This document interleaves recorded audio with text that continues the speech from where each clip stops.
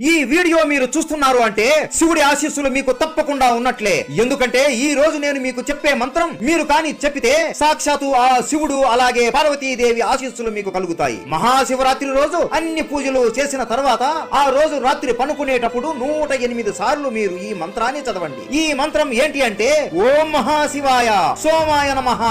ఈ మంత్రం చదివేటప్పుడు మీరు ఏది ఆలోచించకుండా దృష్టి మొత్తం ఈ మంత్రం మీదనే ఉండాలి. ఈ మంత్రం చదివేటప్పుడు మీ శరీరం చుట్టూ ఒక శక్తి ఉన్నట్లుగా ఉంటుంది. శివుడే మీ ముందు ఉన్నట్లు ఒక శక్తి మీతో ఉంటుంది. అలా 108 సార్లు మంత్రం చదివిన తరువాత మీకు ఏ కోరిక కావాలో మనస్ఫూర్తిగా ఆ కోరిక సాక్షాత్తు శివుడికి అడిగినట్లు కోరుకోండి. ఇలా మహాశివరాత్రి రోజు చేస్తే శివుడు మనం ఏ కోరిక కోరినా ఇచ్చేస్తాడు. అందుకే ఆయనను భోలేనాథుడు అని పిలుస్తారు. అదే కాకుండా మహా కుంభమేళ చివరి రోజు కూడా ఈ మహాశివరాత్రి రోజునే వస్తుంది. ఇక అర్థం చేసుకోండి ఈ శివరాత్రి ఎంత మహోన్నతమైన రోజునో. హర హర మహాదేవ.